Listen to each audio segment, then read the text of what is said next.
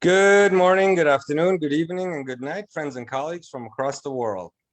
Welcome to today's Podinar session of the Global Podinar series of 2022. For this session today, we have a special guest, Dr. Ankur Gupta, who will be speaking to us about implant overdentures. Thank you for joining us today. Dr. Shah, thank you so much for having me. It's an honor. We really appreciate educators coming onto a Podinar session and passing on knowledge and experiences that they have had so our colleagues can benefit from them. As you know, we do these on a regular basis on the weekends, and there are no barriers to continuing education here. There are no fees. There is just doctor-to-doctor knowledge and information, and we appreciate you contributing to the series. So Dr. Gupta, before we get started to get into implant overdentures, I wanted to kind of give the audience a little bit of background about you. Dr. Gupta, after completing a one-year GPR in Cleveland, started a practice from scratch in 2005, which is always fun. Armed with what he considered adequate knowledge, hand skills, and a personable demeanor, he watched as his practice flourished, finances became unpredictable, and his lower back and spirit towards life became worrisome.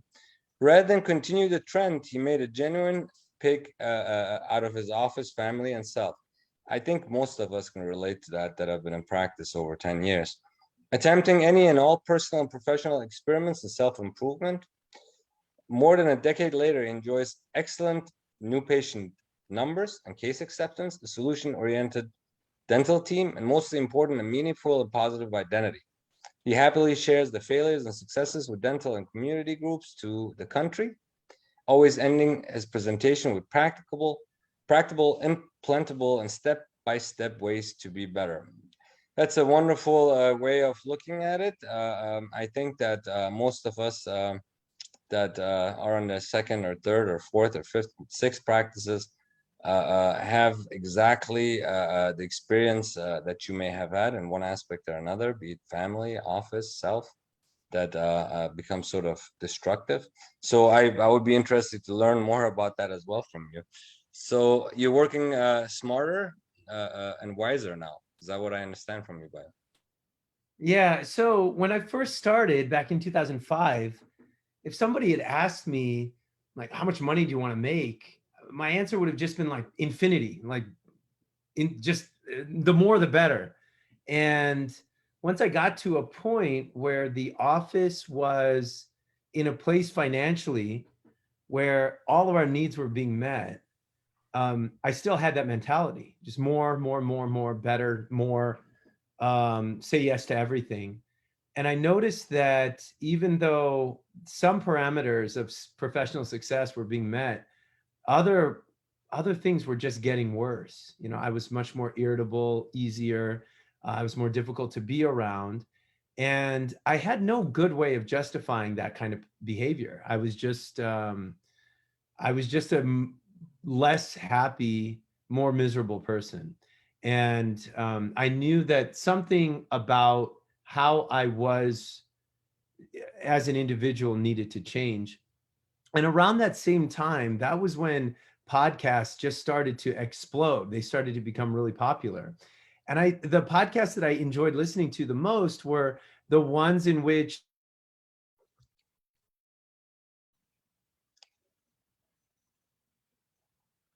similar background, you know, people who were somewhat successful with whatever program have. Their health was starting to get worse, or their relationships were starting to get worse, and they were the ones that I liked listening to the most. And a lot of them made me realize that a lot of the things that I thought were correct about how to be as a person, as a father, as a husband, as a business owner, really needed to be challenged. And so that's what I really like to talk about, is just not so much how to just be a better dentist, but how to really look at what's the most important in your life and pursue those most important values. Let me tell you a story about how I interacted with the situation. Is that basically building a big practice was great, the money was great, but like you said, a lot of relationships started getting a little bit strange, irritable. I completely agree with you. But now you can become a better dentist and also attend to those things in life. I own one practice versus six, and getting into CTs and printers and lasers and what have you, and scanners. It's amazing what we can now do without the annoying things that I wasn't able to do, and generate better quality dentistry. We barely have any remakes now with the scanners, with this tree-shaped thing, and I don't pack cord much anymore. I use a laser on just about all the gingivectomies, and it's also less irritable. The money is better, and the patients are happier. So I there are ways you can improve without having to work 6 days a week. Back in the day, I would just sit around and say, why are people working on Fridays and Saturdays? There's so much money to be made. This and that. But your mentality over the years kind of changes. So speaking of doing procedures that patients like more, that more dentists can do, people that don't like to do fixed hybrid type situations and bars and all of that stuff, and then patients that can't afford it, there are the overdentures. Some have great success with them, some don't. So I have it's a very interesting topic that you bring to the table. It can help a lot of people, and it can create a lot of wealth for dentistry and dentists. How do you mitigate the failure situations there? Say you put 4 in and 1 fails, and the patient waited 6 months, and then they want to wear the dentures. Are you running into those kind of issues? Yeah, I do. And even though that happens, that's a lot less stressful than if we were doing a fixed case. Because when something is fixed and then there is an ultimate failure, whether it's because of something physiologic that the patient possesses, maybe their maintenance is poor. If you do something fixed and an implant fails, that's a lot of stress. If you do something removable and the implant fails, generally the rule is I place 4 implants to stabilize a removable denture. Let's say one of them fails, that doesn't really stress anybody out. Patient can still wear that removable prosthesis, usually a denture or a partial, while we are working on removing bone grafting, replacing the failed implant. And so are they going to have the same level of stability that they did when they had 4 implants? No, but actually the 3 usually works out pretty well. And actually I have a couple patients who, just because the bone is so poor in certain areas, they've been living now for 10 years with 3 implants stabilizing their, the implants are well spaced, but it's only 3 implants that have been stabilizing their removable prosthesis. So failures, they happen, but they're a lot less stressful than if we were doing something fixed. So in a fixed scenario, I used to always do 6 or 8, because there's always one. Well, not always, but a Yeah, lot of times one of yeah, them but gives in yeah, somehow or another. You're in the surgery, you're doing it guided, and then you got a spinner, then your whole plan is messed up, and then the parts come, some parts come on time, some don't. It gets mixed up. It's a big ordeal when you do fixed, and the conversion, and then but now with printing, I just ordered a printer, doc.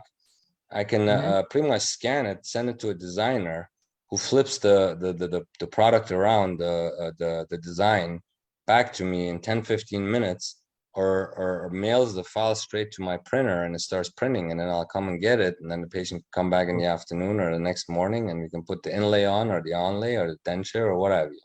It's amazing. Yeah, that's nice technology. I think about it. When I started back in 2004, I just think, like, if I needed to buy something, some random thing like, wine glasses or something like that, I would have to go to a store. And now I literally, I just pull out my phone and like click 2 things, and whatever I need is at my door, sometimes the same day, or the next day. The same thing, if I need a ride somewhere, I just pull out my phone and I click a couple things. And when I think about dentistry, I would say 90% of dentists are doing things the way it was done 15 or 20 years ago. That's sad. And the 20% who are lucky enough to embrace technology, they're able to do things at a higher level, way more conveniently, way cheaper, and with less potential room for human error, just by embracing technology. And I just think that it's a really fun time to be a dentist, but it requires a little bit of faith. Faith indeed. I was one of those guys myself that said, hey, I heard from the labs, dentists are getting frustrated. They can't get the scans. It's so easy to do to take a digital scan now if you properly isolate the tooth, even subgingival restorations, if you are into lasers and things of that sort. I used to spend, on a full arch restorative case, probably an hour just packing cord if I was prepping Yep. 20 teeth or sometimes, 28 teeth and put them in a Yeah. temporary. And that's gone now because in 15 minutes, I can just coagulate everything, remove just a very tiny amount of gum tissue so I can pick that up on the scanner. And boom, you have eliminated an hour and a half. And then when you're doing these removable prosthetics, $5-10 worth of material versus, on per case, $200, $300, $500 a month versus your $10,000 lab bill. It has an impact on your practice and the amount of work you do, but uh, old dogs don't like to learn new tricks, so it's very hard to get them over the pump to sit there for like 3 to 5 hours to learn how to scan and isolate and those things. They just won't do it. They would rather remake and remake. I haven't barely had any remakes. I think 2 crowns I've No, sent not back. at all. The whole time Yeah. I've been using the scanner. Yeah. So the margins are beautiful. There's no other dentist that can complain about your work. You picked up an open margin here, this, that. It's very lovely. But overdentures, just in our country here, you got 300 and some million people. 1 out of 3 are missing at least one tooth. You got some 36 million that are wearing some kind of a prosthetic. And you got some 20 some million that don't have any teeth at all, right? So there's a big market for this, and I think the lecture you're gonna have, I'd be very interested to learn because we could probably do these overdentures via our printing technologies much more readily than a conventional way. So Yeah. lay it on us. I don't know if you have comparisons besides cost. I think when I do a locator case, my cost on the parts is substantially lower than a fixed case. But Oh, no still, doubt. No doubt. Zest Actually, and it's a those very guys, profitable. but they had, I mean, Yeah, it's I'm sorry. not cheap. You got those attachments are like a couple $100 each. Yep. So it racks up to like a $1,500, $2,000 ordeal for the parts, but it's a lot cheaper than the angled abutments and the cylinders and the multi-units Mhm. and 2 millimeter parts and not having the ability to cleanse properly and all of that stuff. That becomes challenges with that. Okay, so yeah, let's kick it off. Doc, please feel free to move to your presentation, and Yeah. I will go ahead and be in the background if you need anything, and then we'll ask some questions about the material you present and whatever else comes in. All right. You got it. Can you see my screen? Yes. Okay. All right. Thank you so Awesome. much. So, yeah, well, I appreciate it, Dr. Shah, that I can actually address all of you. I'm going to tell you right now that even though I've been a dentist for almost 20 years, and I really have tried taking throughout CE courses and using new materials, et cetera, to make a really good denture. I've really tried to make a good denture. And there have been dentures in which I've followed every rule. Rules about impression taking, final impressions, border molding, VDO, smile line, all of that stuff. And I've had patients that are just unhappy. And I think that's the nature of dentures, is that patients are going to be unhappy when they have a removable, non-stable prosthesis in their mouth, because a denture, no matter how good you are at making them, has some limitations. One thing I do want to let you know is everything I'm going to be talking about and more is on my website, BeBetterSeminars.com. I don't ask for any type of membership or fee or anything like that in order to access all of my handouts. All of my handouts are free information for the public. And so all you have to do is go to the website, download whatever handout you find helpful and print it out. And you can use it as, you can use my handouts as step-by-step guides for whatever particular endeavor that your practice is going through. So for those of you who are just a little unclear, when I say implant retained removable overdenture, I want to make sure that I clarify that, because there's a lot of different terms that are thrown around. There's things like fixed hybrids, all on four, fixed bridges, etc. And I want to make sure that you all understand what I'm talking about when I talk about an implant retained removable overdenture. What I mean by that is I want you to imagine an edentulous space, okay? So an edentulous space that has a locator emerging from the gingiva. So you see here, here's a lower fully edentulous patient who has these two little brass things coming out of their gums. My patients like to call these trailer hitches, okay? So it's like they have trailer hitches coming out of their gums. We call them locators, okay? Here's another locator coming out of a person's gums in a partially edentulous situation, okay?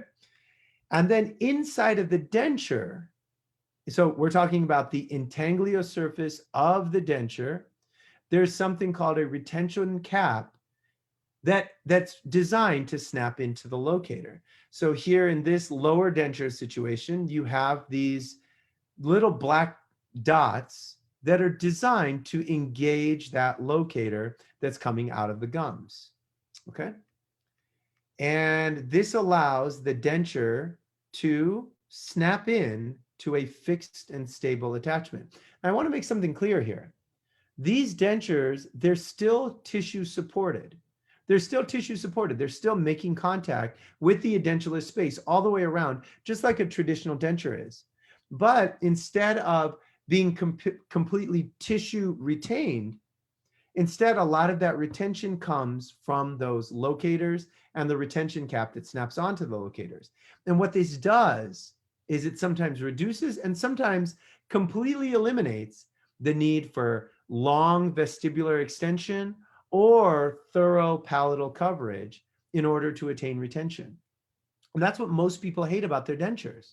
Most people hate about their dentures for two reasons. Number one is they don't stay in. And number two, in order to get them to stay in, there's so much material that either has to cover the palate or get shoved up into their vestibule. And by having implant retained dentures, what that does is it eliminates a lot of that acrylic extension. And also in partial dentures, it eliminates the need for clasps around natural teeth. And clasps are A, ugly, and B, they ruin the natural teeth that they clasp onto. So this is a really nice, option for patients. Yeah, go ahead and remove them. Okay, show us your hard way. Show us your hard way. Pull your lip down. Yeah, there we go. Okay, now put it back in.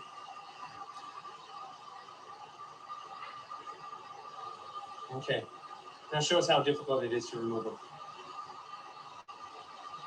There we go. Thank you. So if you notice there, this patient, I have very little vestibular extension on this denture, very little. This patient doesn't have a lot of acrylic going under their lip, under their tongue, because all of that retention comes from the implant itself. And because those implants are holding the denture in at a very high level of retention and stability, this guy is able to eat whatever he wants. All right, now why are they nice? Well, first of all, you get stable retention, which is awesome. And for me, even when I do the best possible job with a lower denture, getting stable retention is quite difficult. And a lot of patients, they don't like palatal coverage.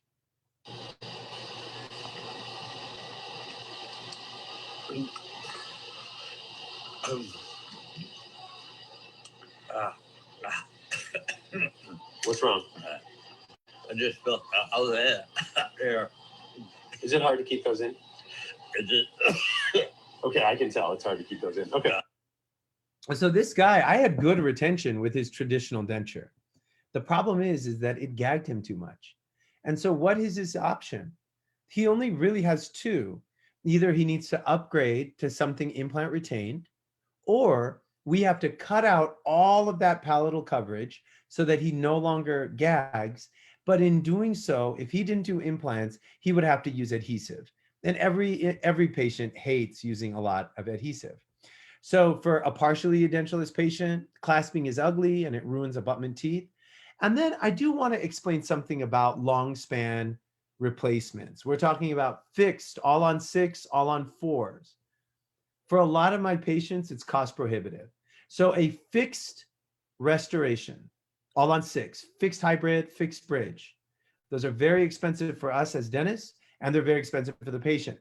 They require long-term success of the implants. If one of those implants fails, after you're done, after you've cemented your case, after it's ready to go, and a few years later, maybe because the patient did a bad job taking care of it, an implant is failing, that is a lot of stress. It's difficult to clean around and under a fixed case. If a tooth breaks, that's a very difficult situation. If an implant fails, what do you do? Or if the gums recede. If the gums recede and all of a sudden there is parts of the threads of the implant or the metal junction that's starting to show, that's a lot of stress. You don't, because you have something that's very expensive and very complicated that is sitting there as a fixed solution. That's why an implant retained removable case is so nice. Why else is it nice? It's so profitable. Let me just give you an idea, a comparison.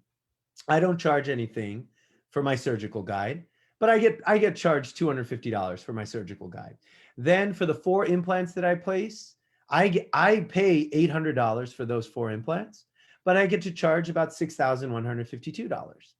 For those 4 locators, caps, housings, I don't make much of a profit. I charge the patient $960, but I pay $584. Then for the immediate denture, also not very profitable, but the complete denture is quite profitable. So if you take all of those numbers, and I would say that I am on the conservative side, I'm on the conservative side of what I charge. I think there's certain members of the community here who charge a lot more for the denture, for the implant, for the locators and the housings, who charge a lot more for the implants themselves. They can be even more profitable. But every case that I do per arch, I'm making about a $7,000 profit. And because I've gotten good at this and it's efficient, and usually there's very few problems because I use a lot of digital solutions, that $7,000 comes rather easy. And that's a very profitable thing that's extremely gratifying. Let me show you why. All right, Daryl, tell me, how do you like your lower dentures? I like them. They work real good for me. Yeah? Try to take them out. All right, now snap them back in. Oh, let's see the hardware. Let's see the hardware. Let's see those implants in there. Open. Yeah. Okay. All right, now snap them in.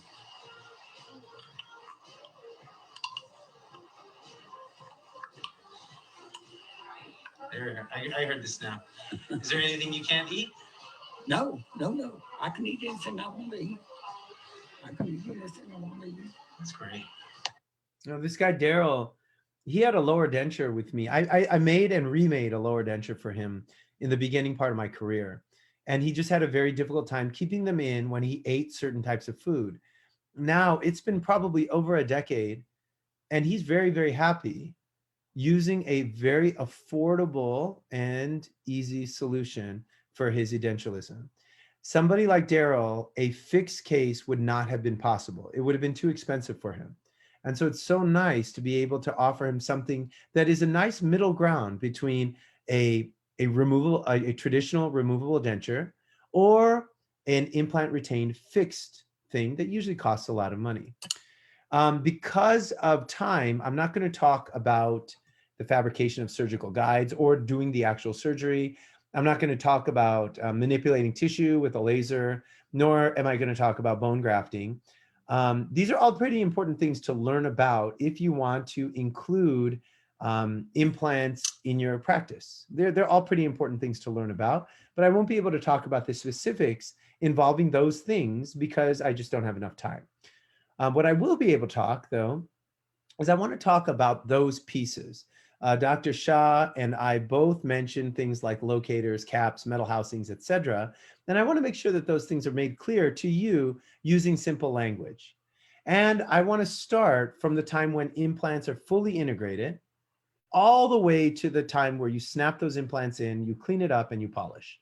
So let's fast forward now to a patient that comes to you and their implants are now fully integrated and they have a nice healing cap. Okay. What you're going to want to do at this case, so here's an example where they don't have a healing cap.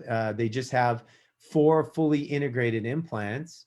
What you want to do at this point is start the fabrication of the denture.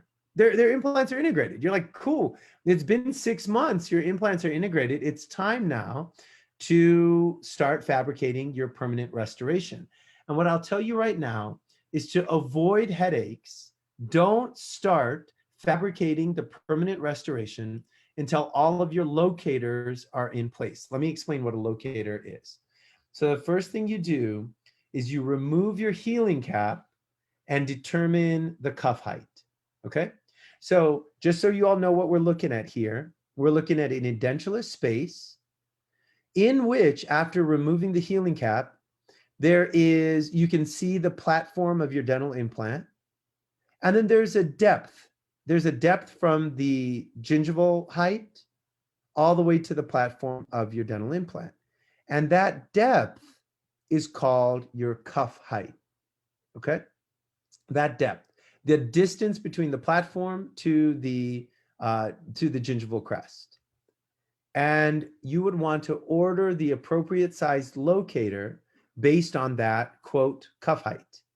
So the locators that I use are from the original manufacturers of most locators, that's Zest Dental Solutions, and they give certain different cuff heights for their locators. So your implants are integrated. You now have removed the healing cap and you have a bit of distance between your implant platform and the height of your gingiva. This is where you would want to order the appropriate sized locator. And your locator is going to be based on the length of that cuff height. So here we have a cuff height of, it looks like maybe about 2 millimeters. And now I added the locator. And the locator, 2 millimeters, got buried underneath the tissue. And the 1.5 millimeter height of the locator now is emerging from the tissue.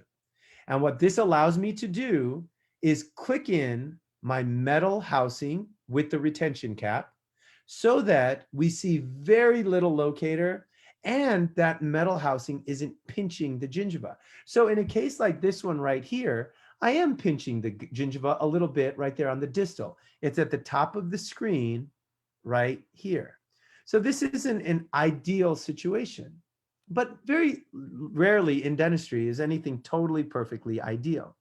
But this is going to be a very easy to restore case because after I added that locator and I snapped in the metal housing, very little locator shows up, very little of that brass color, and very little of the gingival tissue is being pinched. In a case like this, I can take my diode laser and I can cut away that little bit of gingival tissue. In a case like this one right here, you can actually see some of that implant body is exposed. And so this is going to be a problem because after I put on the metal housing, a little bit of my implant body is going to be exposed. And I'll explain what you would do about that in a couple of slides here. Okay.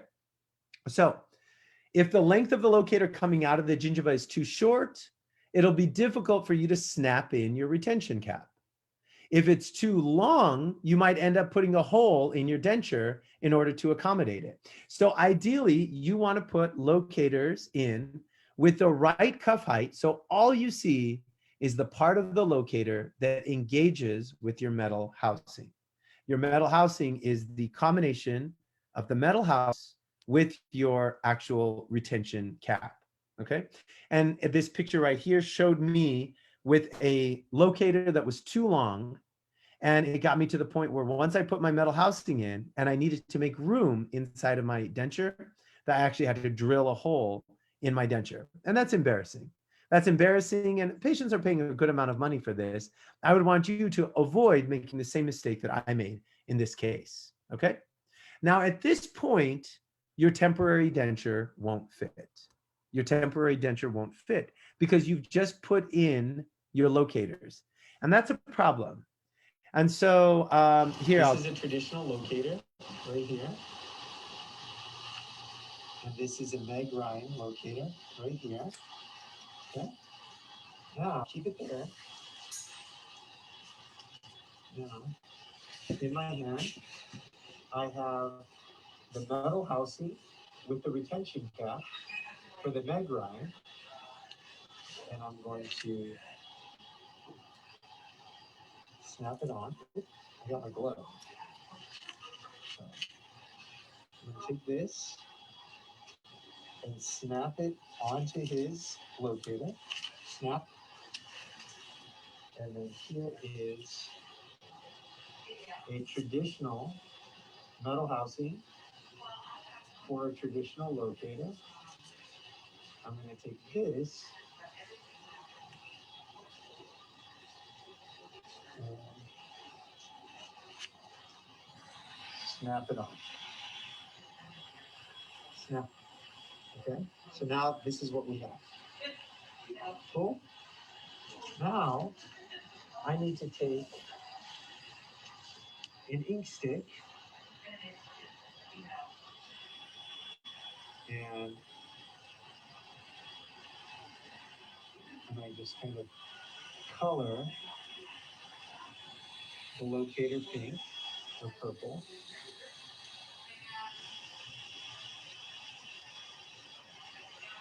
Okay. And I try to put in the denture, but it doesn't go in all the way because those locators are in the way.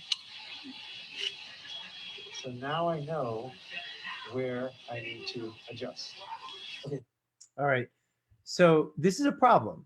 This is a problem because in order to start the process of making the permanent denture, in order to start that process, you need to have your locators torqued into place and the metal housing snaps into place, because then the lab will be able to make a permanent denture based on exactly how much room you're going to require, for there to be the locator and the metal housing. And so the impression that you see down here on the lower right is a great impression. It's an impression of that the lab needs. Now the lab can say, oh, great, we can make this denture and we know exactly how much room we need to create so that the dentist can eventually pick up those metal housings and those retention caps. But the problem is that at this point, it makes it very difficult for you to still give that patient a prosthesis like their interim denture that's actually going to fit. And so I have a couple pieces of advice to make this a little bit easier. The first thing is get a scanner. Just as Dr. Shah was saying, if you don't have a scanner yet, get a scanner because it makes everything about dentistry easier. It makes making crowns easier. It makes inlays and onlays easier. It makes dentures easier. It makes night guards easier. It makes perio protect and adjust and athletic trays easier. Get a scanner, okay? And what you can do is actually make it so that creating your final denture, your finished denture, becomes a much quicker and easier process, usually in 2 appointments. And what you do is adjust the interim denture. So you take that interim denture, the one that doesn't fit that well, you adjust it so it fits. You put some PVS impression inside of it, like a wash impression, and then take a 360 scan of that denture. So this is a scan. It's a 360 scan. I think I use the same one that Dr. Shah uses. It's the 3 shape. And you take a 360 scan, and the scan already has inside of it, inside of that impression, it has the locators already located. What the lab can do with this then is they can create the permanent denture much faster. And then your patient doesn't have to deal with their interim for as long, okay? So the lab gives you back a denture a lot faster, or at least a try-in a lot faster, based on the contours and the bite of that interim denture. And that's really liberating. Now your steps, so many steps of denture making are taken away, and you get a little bit more of an accurate denture fabricated. And what's really cool then is you might be able to deliver your permanent denture at the next appointment, or maybe the appointment after that, if you decide to do a try-in. But the one thing that I didn't mention is how do you adjust your temporary denture after you put in the locators? And one thing that I would recommend you do, here's a nice illustration of how to adjust, but it's not that easy. What I would recommend you do is you take that interim denture and you put a little bit of bite registration material inside of it. So it's almost like you're taking a wash, but with bite registration material.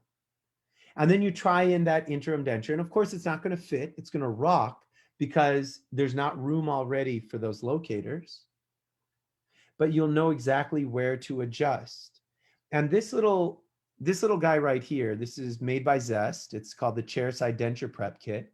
It has a particular burr that is the exact same size, circumference, diameter, and height of your eventual metal housings. So you'll know exactly how much to adjust, as opposed to using a traditional lab burr. And so now you have an edentulous space with locators attached. You have a denture, a beautiful new denture with space blocked out around the locators. Now you have to snap on your metal housings, and it's simple. At this point, you snap on your metal housings and block out any undercuts. I'll explain what undercuts are in the next slide. Here we go. Here's undercuts. This is a guy, I really had to help him out. He had implants placed over 10 years ago where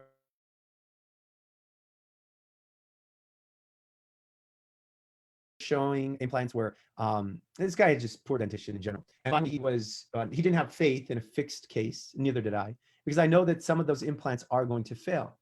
And so what I decided to do is say, let me make you a removable implant retained denture. And when the time comes for some of those implants to fail, we'll place a new one. But this will hold you over for a few years. The problem with this guy is that he has a ton of undercuts. He has an undercut. There's threads showing right there. There's the adjacent tooth where the height of contour has undercuts itself. There's undercuts everywhere. And so if I were to try to pick up those locators using hard acrylic, I would lock the denture in. And so one way that you can block out undercuts is with a rubber dam, with a blockout ring that usually comes with your metal housings, or with blockout paste that Zest also sells. Blocking out those undercuts so that the acrylic never hardens around an undercut and makes it impossible for that denture to be picked up.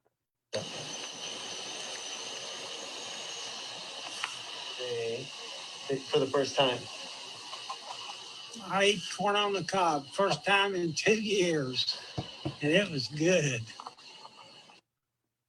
This is what I want for every dentist, because you don't have to be the best denture maker on earth. You don't have to be the best implantologist on earth. You just have to be pretty good at both. And what you can do is change the lives of a ton of your patients. There are a lot of people out there who are edentulous.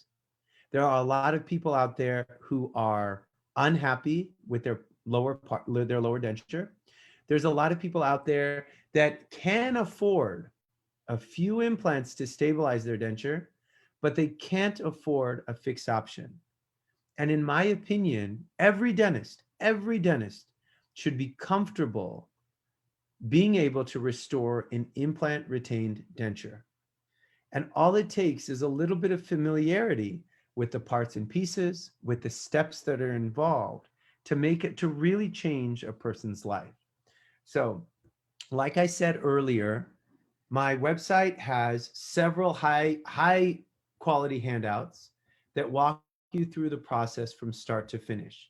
Meaning that if you have a edentulous patient or a soon to be edentulous patient, meaning that they have several teeth that they're going to need to pull, I have handouts that'll walk you through that entire process, walk you through from the moment a patient says, yes, I want an implant retained solution, all the way to the end where you are snapping in that denture, polishing everything up, and saying goodbye to that patient and reminding them to come back for their regular maintenance appointments. What I want to do is make this as easy as possible for people. And so all of my handouts, they're free and they don't require any type of membership or email collection. They're free to the public and with no ulterior motive. And so if you find that you want to take advantage of those handouts, all you have to go to my website, bebetterseminars.com, and download and print any of those handouts. The second thing that I do want to let all of you know about is that at the Dental Festival, which is in Nashville this summer, I will be doing a full day hands-on course that starts with a patient who's either edentulous or soon to be edentulous. And it walks you through the entire process. Number one is the money and the planning and the prescriptions and the fabrication of a surgical guide, then to the surgery itself, to the fabrication of the interim denture, the placement of the locators, the pickup of the permanent denture, and then all of the maintenance and retention issues that go along with all of that. That course is on July 8th. It's in Nashville. And in order to learn more about it, you can go to the website, thedentalfestival.com. And I actually have given this course already. I gave the same course in Detroit a few weeks ago. And the people who left that course, there was no question in their mind they could do this procedure on anyone. And I want to make sure that you have the ability to do the same. And so if this is something that interests you, please, I would love to see you in July at the Dental Festival. That's it for me. I'm going to go ahead and stop my share screen. And Dr. Shah, if you have any questions for me, I'd love to address those. Thank you. That was wonderful presentation. I hope more of our colleagues get into overdentures and up their skills in implantology and prosthetics. So Doc, Dental Festival, that's coming up. What's it about? How does that work? I understand there are multiple conferences joining together. What do you know about it? Yeah, so it's a huge CE event, and I'm just like a tiny little part of it, okay? So it's July 6th through the 10th. I think it actually might be July 5th through the 10th. I'm not sure. And there is a sleep apnea conference that'll be going on. There'll be a dental implant symposium that's going on. There'll be several practice management conferences and symposiums that are going to be going on. And my dental implant overdenture conference is just one of those conferences amongst many other that will all be held in Nashville at the same time. And I can kind of see why this would be so appealing, is that even though my students will be my students, they still will be able to network and speak with other like-minded individuals who might be learning about other topics, but they'll still be able to learn about some of those other topics just by being in the same overall umbrella. Dr. Shah, are you planning on going to this event? Yes, I'm thinking about showing up. There's a lot of implant stuff going on. I've been talking to Elijah a little bit about it. I understand that it's looking at it now, July 6th to 10th, and the URL is the Dental Festival. And I thought it was a great idea to combine multiple, so you have multiple tracks, people can jump around, pick up new concepts. I don't know what's going on in your state over there, but in ours in California, for example, now you have to by law actually incorporate TMJ and that kind of thing into your initial exam. So it's a must to kind of learn about some of these things too, how to diagnose them, how to render treatment, when to make the referral, when to get sleep studies. All those things are now in our wheelhouse. So so back to your presentation. So we invite you guys to go to the Dental Festival. I think Dr. Gupta also had a discount code, I believe, for his course. Yeah, and I think it's just my last name. It's just my last name, Gupta, Gupta. Fair enough. So we invite you to visit the URL and get registered up and come out and pick up some good knowledge. But back to the overdentures. So in the green room, we were talking a little bit about failures as well, and how you mitigate that and the patient's response. Um, are you more comfortable now doing the overdentures? Are you doing fixed cases anymore? What's your protocol? Yeah, so in the place where I practice, I would say that the community where I practice would be characterized as middle class or lower middle class. It would be considered a blue collar community. And I like to, when a patient is either a dentulous or soon to be a dentulous, I like to give them three options. And I compare them to a bike, a Ford, and a Mercedes. So, so you live near Palm Springs, right? Correct. You could, if you wanted to, you could ride a bike there. Okay. It has two wheels, it could get you there. But the problem with a bike is it has limitations. If it's windy outside or if it's raining, it's going to be an uncomfortable ride. So I like to call the bike a denture. And then I like to call the Mercedes a fixed case, a fixed all on 6 or a fixed all on 4, where it's going to get you there and it's going to be very comfortable. You're going to have the massage lumbar support. You're going to have the HD rear view camera. That's what a fixed case is. It's incredibly comfortable. It's as close as possible that you can get to your original teeth back when they were healthy. But then there's also a Ford. There's a middle ground. And a Ford doesn't have as many fancy bells and whistles, but it's going to get you there pretty comfortably. Wouldn't you agree? I mean, if you had to go from where you live now to Palm Springs and you were taking a 2012 Ford, it'll get you there. And if it's raining outside, it'll keep you dry. If it's hot outside, it'll keep you cool. It's a pretty comfortable ride. And that's what an implant retained overdenture is. It's a pretty comfortable ride. It's not as awesome as a Mercedes, but it's a really comfortable ride. And what I've noticed is that while I only do maybe 3 or 4 fixed all on 4, all on 6 cases a year, I do very few traditional dentures. Because when I give patients that option between those 3, generally people don't want to ride the bike. They know it. They're like, yeah, I can see the bike being very limited. And so a lot of times people are going for the Ford because the Mercedes is just cost prohibitive for them. And to be honest, it doesn't bother me at all when patients decide to go for the Ford option. I would probably make more money if they did the Mercedes option, but I find the Ford option much less stressful for me. I must agree with you. And there's also a preference that I kind of saw a trend in patients. A lot of them want to have the ability to take it out themselves and clean it and not have to take the water pick underneath it or what have you. Yeah. So that also plays a role. And my patients that are in overdentures Not only the are happy. not only the patients, your hygienist also.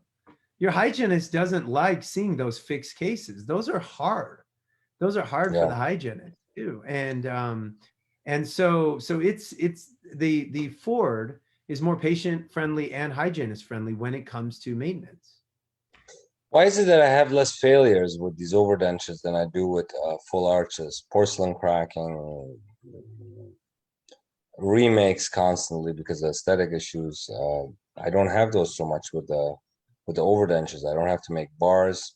A lot of times I can reinforce a denture with some metal mesh inside. Tell us about that. So, okay, so that's another thing is I actually build into my price often, I build in a second denture. And the reason why is because if let's say a tooth were to break off, teeth break off dentures sometimes. Doesn't matter how good you are, a tooth could break off a denture. I want the patient to be able to be annoyed for 5 seconds, snap in their spare denture, and then come in to my office where I can send the case to the lab to have that tooth replaced. That's very low stress. That's like, I mean, the patient's going to be annoyed for 5 seconds. They could call me on a Friday and I won't be able to see them until Monday. Who cares? They have their spare. But now compare that to a fixed all-on-6 case. Now keep in mind that patient might have paid you $60,000 or $70,000. Okay, they paid a lot of money for that case, and now they have this beautiful bridge. It's beautiful, but one of those teeth breaks off right at the junction with the implant. Maybe the facial porcelain breaks off, or the zirconia, whatever, chips off. What's your solution? What's your short-term solution? And there's not very many good ones. There's not a good short-term solution. The long-term solution is you make another zirconia bridge. That's very expensive. Is the patient going to eat that cost? Are you going to eat that cost? That's stressful. That's something that I'd still have to deal with it. I mean, I do these fixed cases, but with a removable case, it's fast and quick and easy, and unless you still Yeah. have the file of the zirconia, and then you just print one for an interim. Sure. But that True, you could. but But that's again, also if not the patient that. calls you on Friday, and you can't see them until Monday, what are you going to do? You have the Yep. file. You could print it, but you still have to go in, right? On a Saturday morning, your kids want to hang out with you. You have you want to go on a hiking trail or something like that. There's a limitation there. Whereas if a patient has a spare denture that fits just as well, that limitation isn't there. So I don't. hold on, I got a little technical thing here. Yeah. You set him with 2 sets of dentures. You send him home. So how about the cost of all of the attachments and everything else? Yeah, so those I if you notice, I don't have a high profit margin with my locators and metal housings. I pretty much charge patients what I pay, maybe a couple $100 more. And then the denture itself, it's $1,500. When I'm treatment planning a case that's somewhere in the $10,000 range, patients don't really care that much when it's between, say, $9,000 and $11,000. At that point, we've already passed a particular threshold. And so for me to say, listen, you're going to get in the end 2 dentures. It's going to cost this much. And I don't think I've ever had a patient say, no, I only want one, and I want to save that extra $1,000 or whatever it is. I've never had a patient do that because we're already past a particular threshold. And you've seen it in dentistry. Everything is about thresholds, right? You get past a particular threshold. If a patient is still game for that, they're usually going to be okay given a particular window, okay? And I feel like implant retained dentures, people know already, it's expensive. It's a Ford, it's not a bike. And so adding that into the cost, it doesn't really bother me. And I don't really care about the second one not being that profitable. I don't care. That one is bringing me psychological profit more so than financial profit. Excellent. Those are points well taken. I still highly recommend the solution for edentulous patients. What's your protocol for integration? Do you just conventionally leave them in for about 6 months before you start, and then you put the healing caps on? I do. How do you I'm manage actually the time the healing caps are on? Okay, so that's a great question. And that's something I talk about in my course. When I bury implants completely, meaning all I have is a cover screw and the implant is buried, that creates a challenge. And that challenge is when a person is fully edentulous and they have a buried implant, you have no idea where to cut. You have no idea where to cut, right? Whether you have a trephine or a laser, it's just like all you see is pink. And you're like, oh my God, what am I going to do? And so when I first started, that's what I did. And I just cut huge holes, hoping to find my cover screw. Now what I do is very early in the process, I place healing caps. And that does 2 things. Number 1 is it makes it easier to find those implants after fully integrating. But number 2, it allows me to adjust my interim denture early in the process rather than late in the process. And, adjusting your interim denture might be the biggest pain in the butt out of this entire thing. Everything I just talked about, it's not the surgery, it's not the blood and the suturing and the bone manipulation, it's adjusting your stupid interim denture. And so if you can do that early in the process, it makes it a lot easier. So that So you put your once you add healing low caps on, okay? At the I assume at the time of placement or shortly after. Excuse me. It depends. If I have an osteoporotic patient, if I have an older patient, if I'm in bone that's not very high quality bone, I'll still bury my implants and the cover screw. So I'm old school. I'm old school the way that goes. But the one thing that I do is I still take an impression at that appointment with these huge healing caps on. So at the time of surgery, I take an impression with these just huge, like 6 millimeter high healing caps. And what that allows me to do is find my implants later. And then what it allows me to also do is adjust my interim. And then maybe 3 months later or something like that, that's when I go after my cover screws. So you go after your cover screws, you put the healing caps on at 3 months juncture, early in the process, you have some sort of a guide from the impression you took. Now, you ever run into problems, then you got to go back into denture and relieve those areas for the healing caps. You ever get any problems where they knock them loose? Knock your Where they implants knock the loose? healing 'Cause you- caps loose? Well, no, knock the implants loose because you put the healing caps on above the tissue. I have. And again, if it fails, it fails. That's on me. You know, I put soft reline put soft reline into the denture so that at least it's a soft, it is being loaded, right? It is in a very, very small way. That implant is now being loaded, but it's being loaded in the most gentle way possible, right? But if an implant fails, it fails. Usually I don't have multiple implants fail. But if an implant fails, hey, it fails. I start the process of replacing that dental implant, but it doesn't slow down the fabrication of the denture because I will still make the denture based on those 3 remaining implants.